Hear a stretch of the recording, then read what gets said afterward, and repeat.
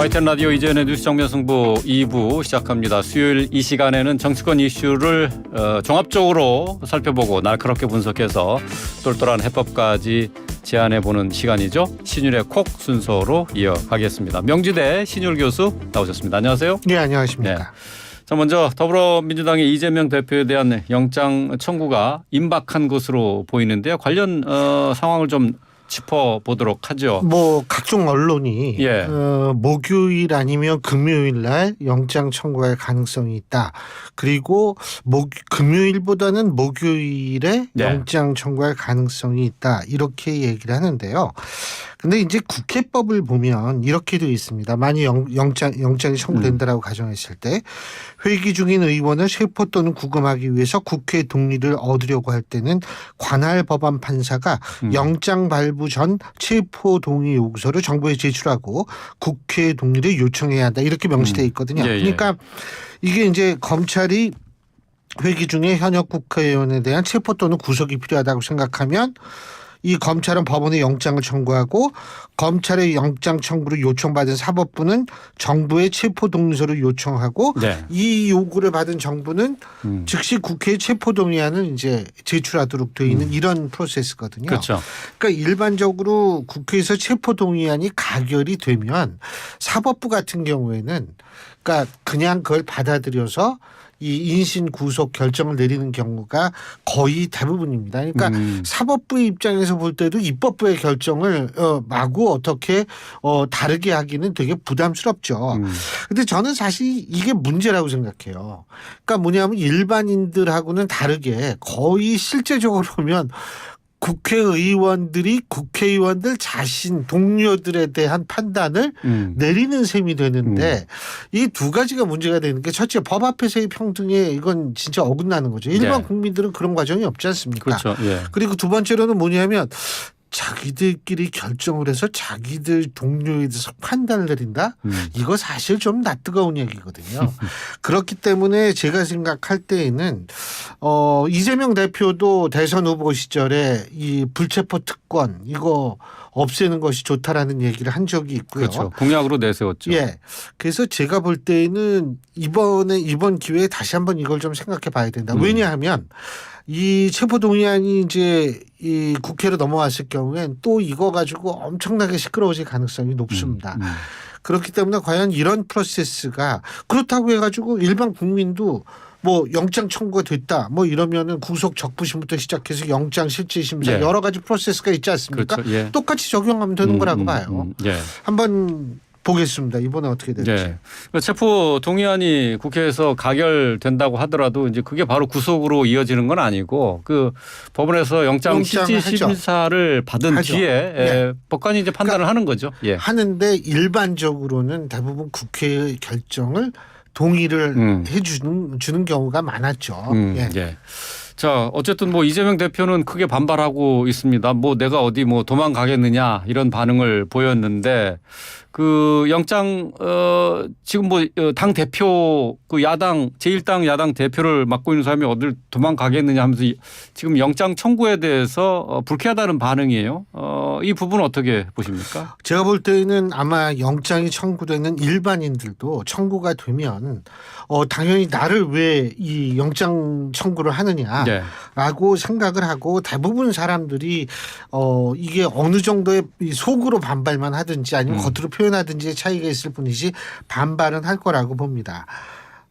그런데 이제 뭐 제가 볼 때에는 뭐 이 불구속 수사가 원칙이기는 하죠. 네. 그죠? 그렇기 때문에 이제 그런 측면에서도 반발할 수 있는 거고. 근데 제가 여기서 한 가지 말씀드리고 싶은 것은 이 구속과 불구속 여부를 결정하는 것.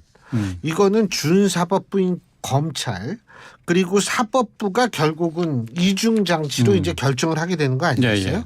그러니까 이게 구속이나 체포 같은 인신 구속에 대해서 신중을 기하기 위해서는 준사법부가 청구하고 사법부가 판단해서 결정하는 이중 잠금 장치가 있다고 할 수 있는 건데 그래서 이제 더군다나 이제 구속이 부당하다 이렇게 되면 영장 실시 발부되기 전에 실질 심사도 있을 뿐만 아니라 구속 적부심이라는 것도 있지 않습니까? 예, 예.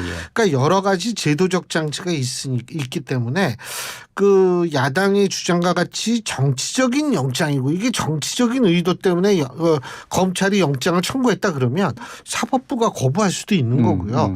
여러 가지 과정을 거치면서 최소한도 자신들의 의견을 분명하게 증명할 수 있는 기회는 전 있다고 봅니다. 네. 그런데 이게 지금 이렇게 영장 청구 이전부터 목소리를 키운다. 이거는 저는 제도적 신뢰를 키우고 튼튼하게 제도를 만들어야 하는 입법부의 구성원들이라는 그런 입장에서 볼 때에는 그렇게 긍정적이거나 적절해 보이진 않습니다. 예. 저는요. 예. 뭐 예를 들면 이게 반드시 이재명 대표에 관한 사안뿐만이 아니고요. 이 조국 전 장관 1심 나왔죠. 윤미향 의원 1심 나왔죠. 그다음에 누구죠? 이 곽상도 전 의원에 대해서 2심 판결이 나왔는데 이거 가지고 정치권이 또 저마다 진영적 논리로 막 해석하고 이래요. 이것도 저는 그래서는 안 된다고 생각하는 사람입니다. 그러니까 제도의 안정성을 위해서라도 제가 볼 때는 일단 좀 기다리는 모습을 해야 되고요. 제도에 대한 신뢰를 본인들 스스로가 좀 보여줄 필요가 있다. 뭐 검찰을 못 믿겠다. 오케이. 그럼 사법부라도 믿어야 되는 거 아니냐. 사법부도 못 믿겠다. 그 누굴 믿는지 묻고 싶습니다. 예. 어쨌든 근데 이제 1심 판결이 지금 말씀하신 것처럼 뭐 윤미향 의원, 뭐 곽상도 전 의원 뭐 관련돼 있는 1심 판결이 이제 여러 개 나왔는데 그거에 대해서 사실 국민들의 법감정과는 좀 다른 판결이라는 부분도 지적이 되고 있어요. 중요한 부분입니다. 예. 의원들은 얘기하면 안 돼요. 거기에 대해서. 그렇다고 해도 의원 얘기하지 그렇죠. 말아라. 우리 이재원 앵커님처럼 언론계에 계신 분들은 얼마든지 얘기할 수 있습니다. 왜? 국민의 의사를 대변하는 역할을 하는 거고 또 여러 가지 문제 제기를 함으로써 거기에 대해서 생각할 포인트를 제공해 주는 것이 언론의 마땅한 사명이기 때문에 그건 너무나 당연한 거예요. 하지만 의원들은 법을 만드는 사람들이거든요. 법이라는 건 뭐예요? 제도를 만든다는 거거든요. 그 제도를 만든다는 사람들이 제도를 허약하게 하거나 제도의 신뢰를 무너뜨리거나 제도의 신뢰를 약하게 하거나 혹은 제도를 아주 흔들어서 더 허약하게 만드는 이런 일을 해서는 곤란하다는 얘기가 제 얘기입니다. 그건 그들의 임무가 아닙니다. 그건 언론의 사명이자 역할일 수는 있지만. 어쨌든 뭐 정치권에서 이 법원의 판단에 대해서 수긍하지 않는 경우가 여러 번 있었기 때문에 그러니까 이게 너무 진영 논리라서 이게 보면 굉장히 낯뜨겁고 전 솔직히 요새 판사님들도 굉장히 힘들고 머리 아플 거라는 생각이 절로 들어요. 본인들 객관적으로 했다고 생각할 텐데 그걸 두고 정치권이 진영 논리에 입각해서 뭐라고 서로 딴 얘기하면 그게 참. 그러니까 어쨌든 1심 판결 뭐 일반적인 국민들 수준에서 이해가 안 된다고 하더라도 판사들은 그게 이제 증거와 법리에 따라서 내린 판결이잖아요. 그러니까 그걸 수용해야 된다 그런 말씀이시죠. 의원들은 거기에 대해서 좀 기다릴 줄 알아요. 1심만 나왔으니까 최종심이 날 때까지는 기다려야 된다는 거죠. 물론 저는 솔직한 얘기로 6년인가요? 그거 일하고 50억 퇴직금 받는 직장. 그거 진짜 누구든 꿈에 그리는 직장이죠. 아니 이재현 앵커님도 뭐 퇴직금 50억 받으실 확률이 0% 마이너스 한 200% 되시는 거 아니에요? 전혀 그죠? 없어요. 그 일반적으로 상식에 맞지 않아요. 저도 그게 맞다라는 얘기도 아니고 언론은 그래서 얼마든지 문제 제기를 해야죠. 근데 의원들은 좀 기다릴 줄 알아야 된다. 알겠습니다. 무슨 뜻인지 알겠습니다. 자, 어쨌든 민주당에서는 그 이재명 대표에 대한 영장 청구가 김건희 여사에 대한 주가 조작 부실 수사의 물타기다 이렇게 주장하고 있고 반대로 국민의힘에서는 이재명 대표의 사법 리스크를 완화하기 위해서 김건희 여사에 대한 사건을 물고 늘어지고 있다 이렇게 주장하고 있는데요. 어떻게 보십니까? 일단은 저는 그 부분에 대해서요. 김건희 여사 그 부분에 대해서 그 청년정의당의 김창인 대표가 얘기한 말로 일단은 대신할 수 있을 것 같습니다. 민주당이 김건희 특검을 패스트트랙에 올리자면서 안달이 났다. 이 대표에 대한 영장 청구를 앞두고 급했나 보다. 하지만 모든 일에 순서가 있다. 지금은 이 대표에 대한 체포 동의안 가결이 우선이다. 그리고 또 이런 얘기도 했습니다. 자기 편일 때는 방탄이고 다른 편일 때에는 탈탈 털어 끝장을 보자는 것이다. 민주당은 이 끔찍한 진영 논리에 대한 반성부터 하라라고 청년정의당의 김창인 대표가 얘기를 했는데요. 예, 예.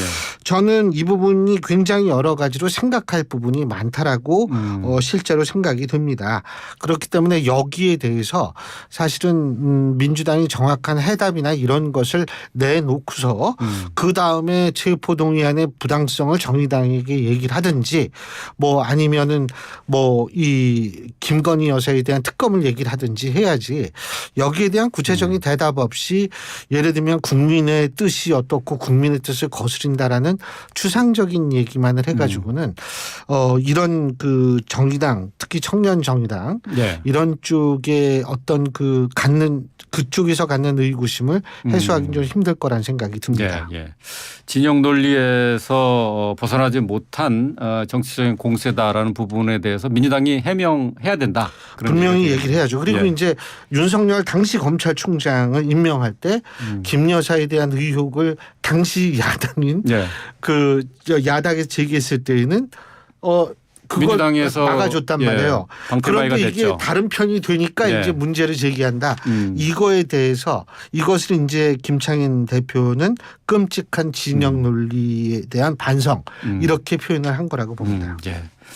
자, 이제 국민의힘 전당 네. 대회 관련된 얘기를 좀 살펴보도록 하죠. 1차 컷오프 이후에 당대표 후보 4명 지금 열심히 뛰고 있고 오늘 이제 TV 토론 첫 TV 토론을 진행 중인데 이합 집산 움직임이 보여요. 김기현 후보가 나경원 전 의원과 또 조경태 의원 연대 성공을 했는데 그 연대 움직임이 더 확장이 돼서 이제 다음 연대 대상이 황교안 후보 아니냐 이런 얘기가 나오고 있는데 어떻게 보십니까? 뭐 우리나라 정치는 워낙 불가능해 보이는 것도 근데 이게 긍정적인 면에 있어서 불가능을 가능하게 하는 게 좋은데 근데 뭐 꼭 그런 것 같진 않아요. 근데 어쨌든 예. 뭐 우리나라는 워낙 그 의외의 일들이 다 이루어지는 것이 우리나라 정치판이기 때문에 어떻게 될 것이다라고 얘기하기 힘들지만 김기현 의원 같은 경우에는 항상 염두에 둬야 될 것이 연대를 하게 됐을 경우에는 빛이 있으면 그림자도 있을 거라는 네. 걸 명심해야 될 거라고 봅니다. 다시 말해서 황교안 전 대표하고 이제 만약 이 연대를 한다라고 했을 때에는 김기현 의원 같은 경우에는 보수 지지층을 보강한다는 의미는 분명히 있을 수 있을 겁니다. 예. 그런데 문제는 뭐냐면 황교안 대표가 아직도 그 부정선거 의혹을 계속 제기하고 있고요. 예. 그러면은 사실은 거기에 동의하지 않는 이 더 많은 쪽에 있어서의 지지를 잃을 가능성도 있다라고 보거든요. 그렇기 때문에 여기에 대해서 김기현 의원이 선택을 할 입장이라고 저는 생각을 합니다. 좀 부담이 되겠군요. 강경 우파의 목소리를 끌어안을 것인가. 그렇죠. 부담에도 불구하고 난 하겠다. 그럼 하는 거고. 예. 예. 이게 조금 부담이 될 것 같은데라고 얘기를 한다면 안 하는 거고. 또 하나. 그게 김기현 의원 생각만 가지고 되는 것도 아니고요. 황교안 전 대표는 어떤 입장을 갖고 있는지도 중요한 역할을 하는 거기 때문에 그 부분에 대해서 우리가 이거 연대를 계속 누구랑도 하고 누구랑도 했으니까 이번에도 그렇게 될 것이다라고 얘기하기는 좀 전 힘들다고 봅니다. 네. 지금 여론조사 내용도 좀 살펴보겠습니다. 구체적인 수치는 뭐 제시하지 않고요. 네. 일단은 뭐 개략적인 상황만 좀 살펴보면은 김기현 의원에 대한 국민의힘 지지층에서의 지지도가 안철수 후보보다는 지금 높은 것으로 계속 나오고 있어요. 오차범위 밖에서 앞서는 것도 있고 오차범위 내인 경우도 있는데 자 이런 상황 속에서 안철수 후보가 어떤 반격 카드를 마련할 수 있을까 싶은데 어떻게 보세요? 제가 이제 평소부터 항상 얘기하는 것이 김기현 의원 같은 경우에는 어떤 전략을 펴야 되냐 하면 20부터 40까지의 이 세대들에게 국민의힘 지지층에 어필할 수 있는 전략 플러스 뭐냐면 수도권에 살고 있는 국민의힘 지지층 당원들에게 어필할 수 있는 전략을 펴야 한다. 제가 항상 그렇게 얘기를 했고요. 예. 반대로 안철수 의원 같은 경우에는 정통 보수층의 지지를 얻는 전략을 펴야 한다. 저는 이렇게 얘기를 했거든요.